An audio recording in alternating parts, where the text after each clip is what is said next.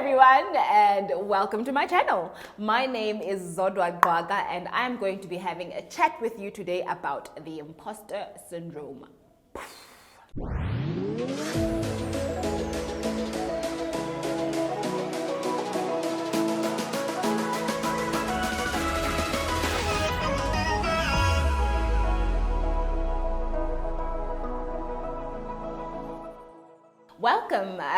Welcome to my channel. If it is your first time here, thank you for popping in. And if you're a returning subscriber, thank you for coming back. I hope you do enjoy. Do subscribe, comment, and like. That's how the sequence goes.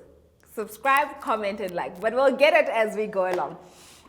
The imposter syndrome, for anybody who does not know what it is, simply put, is the feeling of not being good enough, the feeling of being inadequate, the feeling of being fearful to the extent of inaction.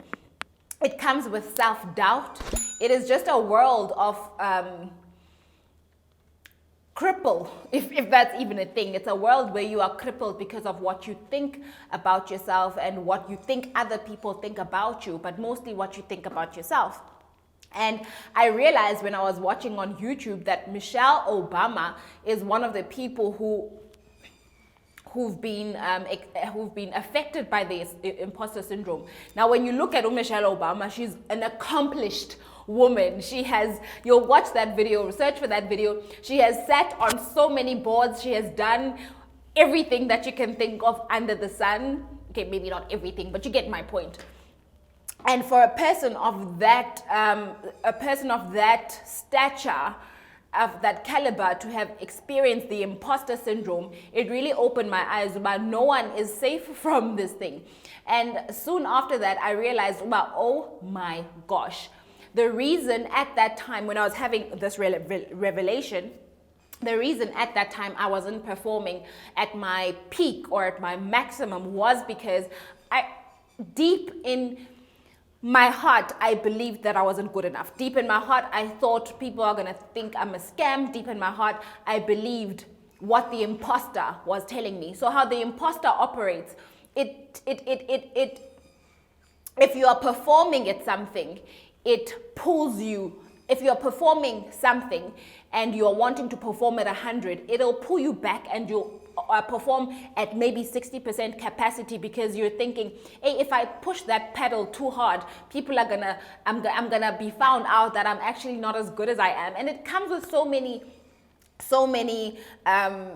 excuses and reasons. And what I've realized is that so many people are not fulfilling their heart's desires because they believe they're not good enough.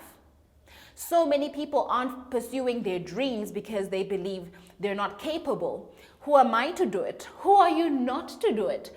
People would be like, I'm not good enough. Nobody ever is. Anything that you are good enough is a result of practice. You practice, you practice, you practice. You do it, you fail, you do it again. You do it, you fail, you do it again. So the imposter syndrome comes and tells you actually the opposite of what the truth is about yourself. So you could be a phenomenal thought leader and you want to put that into speaking, but the imposter will tell you, your English is not good enough. You don't know how to engage with an audience. You have stage fright. How would you ever pull that off? Or you will have an idea of writing an ebook and you will think, but my grammar sucks. There are apps that help you with that. Or you would think, I want to be A, B, C, whatever that is. The imposter syndrome will always come to whisper why you can't do it. Now, quickly, I want to share with you how I overcame and exposed the imposter syndrome in my own life. I realized this. Number one, the imposter syndrome makes you lean into what is not true. But if you lean into what is true, then you are actually leaning into who you are and not the imposter syndrome. Let me explain. If you have a desire to speak and the imposter syndrome says you can't speak, by not speaking, you are validating and confirming who and what the imposter syndrome says about you. By speaking, you are validating and confirming what is true and dear to your heart. You want to speak, you can speak, So speak and validate what is true rather than validating what is not true. So how do you overcome the imposter syndrome in your own situation?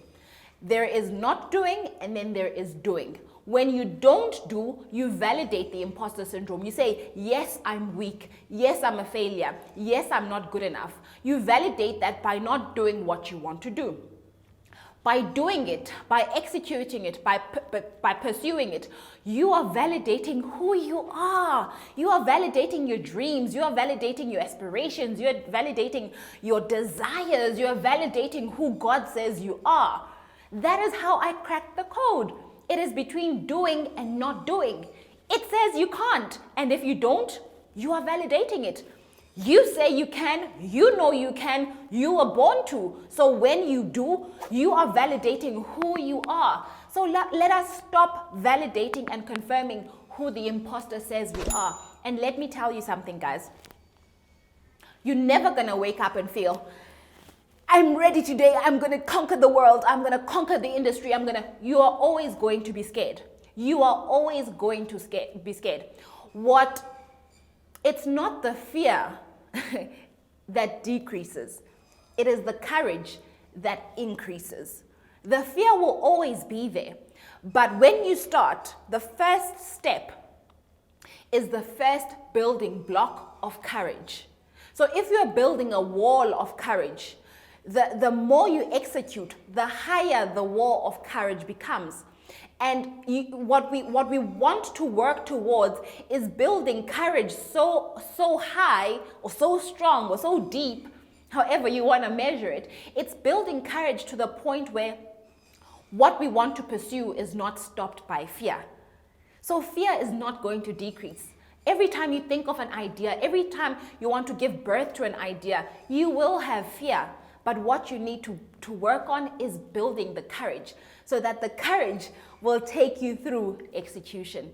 I hope you did enjoy this video. That is how I overcame my imposter syndrome. And I really, really, really hope that going forward, you will lean into the truth of who you are and not the lie the imposter syndrome tells you are.